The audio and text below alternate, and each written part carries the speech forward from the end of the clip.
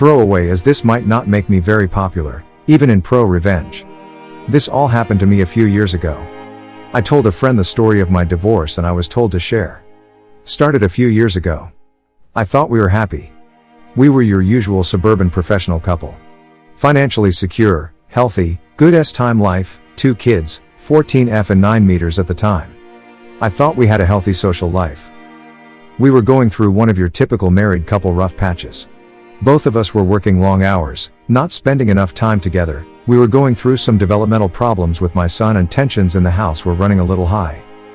I noticed that she was spending a lot more time on her phone texting with her girlfriends. I didn't think much of it. I started making a much more concerted effort to get out of work when I could, help around the house and be more emotionally available, but over the course of a few weeks the gulf just kept getting wider. I ended up accidentally finding some messages when I charged up an old iPad for my son to use.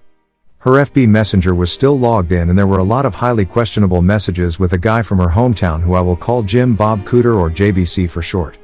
The messages weren't completely inappropriate, but I could tell there were quite a few missing based on the times and context of the messages. I made a mental note to keep an eye on this and went about trying to fix things up. The next day after I took the day off to knock out some projects that I thought would make her happy, and left her some sweet notes reminding her how much I appreciated her, she was once again in the corner of the living room texting her girlfriends. I took the boy's iPad to the office, opened up FB Messenger and watched in real time as my wife tore me down. Her and JBC were making fun of me. All of my flaws, insecurities and secrets I entrusted to my partner were now fodder for her and JBC.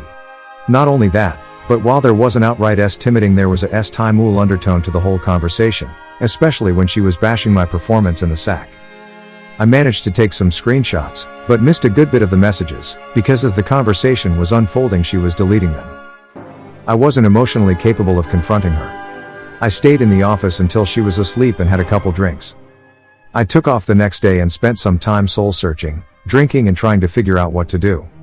The wife came home and wanted to know what was wrong and I just coped out and told her I had a bad day. A couple minutes later I was watching the iPad as the train wreck kept unfolding.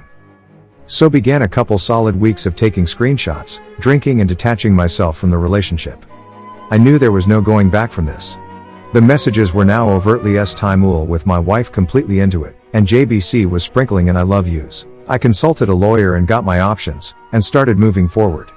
Here's where everything got absolutely surreal.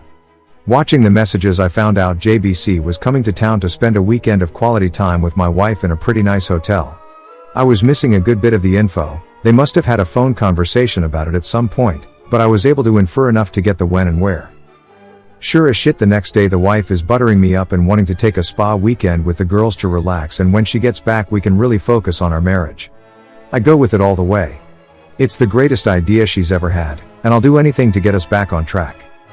I get with the lawyer and have him draft a strong separation agreement stating that she would move out, she would get weekend visitation, no child support in the interim until the divorce is final. Then I sit through the most agonizing 2 weeks of my life. After all this, most of my feelings for her are completely gone, and I'm just seething with anger like I've never felt before. D-Day arrives. I take the day off work. I withdraw half of any money in any accounts we are joint on, leave her half alone. I had already redirected my paycheck to a new bank. I close our money market account and get a cashier's check for her half and deposit my half in my new account. I stop at Office Max and print out about 75 pages of FB Messenger screenshots, and I kill time because I don't want to be at home. She texts me that she's taking off and that she loves me. I tell her to have fun. I show up to the hotel at about 8:30 and call the wife's phone from the lobby. It goes straight to VM. They are probably already at it, whatever. I walk up to the front desk and ask if I can use the phone to be connected to JBC's room. It rings 3 times and he picks up. JBC, hello? Me, JBC, can you send my wife down to the lobby please? JBC, I don't know what you're talking about bro. Me, okay then. I guess I'll have to call Mrs. JBC and get her down here. Totally a bluff. I knew he was married, and I knew her first name but that was it. JBC, inaudible, shuffling, panic. Me, you got 5 minutes. Click. Not even 2 minutes later my wife comes walking out of the elevator looking a little flustered. I sit her down in the corner of the lobby. Her, starts spewing bullshit saying it's not what it seems etc. etc. Me, I'm not here to argue. The things that are said in this pile of papers are what's going on. The only way I'm not giving a copy of this to daughter, your parents, and emailing it to everyone we know is if you move out immediately. Wife was very prideful. Daughter was going through a rebellious teen phase, and her knowing probably would have forever killed their relationship. Wife was also her parents' golden child, and she always worried about what they thought of her. I didn't have much leverage, and shame was my only card to play. Also, her professional life is built up around her image, so I knew she would protect that at all costs. Her, sniffle, mumble, inaudible. Me, this is a check for half of the money market account. I've withdrawn my half of the money from all the other joint accounts. You should have more than enough to get a place. She starts to cry a little. I could almost see the different thoughts and waves of emotions going through her, but now was the time to keep pressing. Me, here is a separation agreement that I think is more than fair considering what's going on. I'm going to need you to look this over, sign it, and leave it at the house when you get your stuff. Do you want to look through these screenshots? Her, no. Me, okay. Go have fun with JVC. Do not come back to the house or I'm going to send this, holds up ream of screenshots, to everyone. I bounce out of the lobby, and I can hear her start to have a breakdown. I get to the car, drive off to a parking lot, and have my own crying rage fit. Previously I would have cried in front of her and yelled and whatnot, but I managed to get my shit together enough to pull it off. I don't know what she did that night or over the weekend. She texted and called over and over wanting to talk. I just turned the phone off, and by the time Monday afternoon rolled around there were movers getting her stuff and she delivered the agreement. I let her have a talk with the kiddos, basically saying mommy and daddy need some time apart, we still love you, etc., etc., standard divorce talk. After a week she wants to have a real talk for the first time. I oblige her because I've already got my shit together and I've got an idea of what I want, but I should hear her out. She's so sorry. She wants another chance. She wants her family back. She'll do anything. She's on her knees crying into my lap. I have no intention of ever taking her back. I tell her she needs to set up marriage counseling on her own at a time that works for me. I tell her that I can't live with her, but she should be around the children to try to maintain a relationship with them.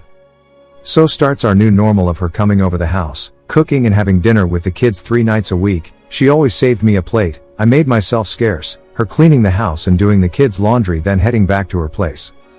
We went to counseling. It consisted of her working through her issues with the therapist, trying to figure out why she did it, her begging for forgiveness, and me stoically playing the victim. I was never going to give her another chance. All I wanted to do was kill time, establish myself as the primary caregiver to the kids, and establish her as not having residency in the house. After a few months I go to my own therapist and get diagnosed with depression and PTSD. I ask my work if it's possible to go to part-time for the foreseeable future to deal with personal issues, and it's no big deal. After 6 months of therapy I told her that I couldn't forgive her right now and that I wanted an amicable divorce, but she is still the love of my life and maybe someday we could give it another try. She was devastated, but agreed to the divorce if I promised to try again someday. Once the divorce was filed I needed the kids to want to stay with me. I left a Google search for how to survive your wife's infidelity up on the shared PC at home, and I left some printed out infidelity articles not so hidden in the kitchen. My daughter found them and came to me crying. I told her she wasn't supposed to find those, that mom made a mistake, that mom still loves her, and that I would always be here for her. My daughter, who used to hold my wife in such high regard, now wouldn't talk to her without screaming, and it crushed her. Not surprisingly, when the court needed statements from the kids a few months later, little brother followed big sister's lead and they both wanted to stay with dad in the house they grew up in. When the divorce was finalized I got the house, had to buy out some of her equity, but that's okay. I got primary custody of the kids. I got awarded generous child support due to the difference in our incomes due to me working part-time. Now for the last 2 years I've gotten to live in the house with my kids, work part-time, get the now ex to subsidize it for me, and when she takes the kids over the weekends I get to have my fun with Tinderellas and some FWBs I've cultivated. In the eyes of my kids I'm the patron saint of fatherhood for taking the high road and always being there. In the eyes of my ex I'm the one that got away that she will always pine for, and I get the bonus of having her come over for S-time whenever I want it by dangling that carrot of maybe getting back together. But that is never going to happen. TLDR, got divorced and it worked out. Comment 1. I think he broke it to his kids in the best way possible actually. Hearing one parent badmouth the other is confusing and creates a ducked up game of he said / she said that the kids are left to sift through on their own. Letting her discover it like he was just doing his best to cope allows her to connect the dots on her own and come to her own conclusions. It's heartbreaking to hear that about your parent either way, but in a weird way this method, while somewhat passive and sneaky, makes it more honest in the eyes of the kids. Comment 2. 3 is too young. There's a difference between ages and details. My parents got divorced when I was 23. I needed to know father was cheating on mother. I didn't need to hear stories from father, told in a jokey, I'm a white knight manner, about him punching his mistress's husband when the guy caught father sipping white wine from his glasses on his couch with his wife in his house and got punchy. I didn't need to hear about father paying alimony late, or how their marriage counseling sessions had gone, or whatever else. Age 3 is mommy and daddy can't be roommates, but will always love and care for you. Then shut up and support the kid's relationship with the other parent, even if /he is limping from the raging STD blisters obtained from the skanks /he cheated with. Anything else is emotional abuse. You deserved better. Comment 3. I'm okay with what the guy did. I went through a similar situation but tried to take the high road of not telling my young kids about their mother's affair, make that affairs. Wife led a secret life of affairs for 5 years. Here's how that played out. Kids were told I was the bad guy for wanting a divorce. My to-be ex won the custody setup she wanted.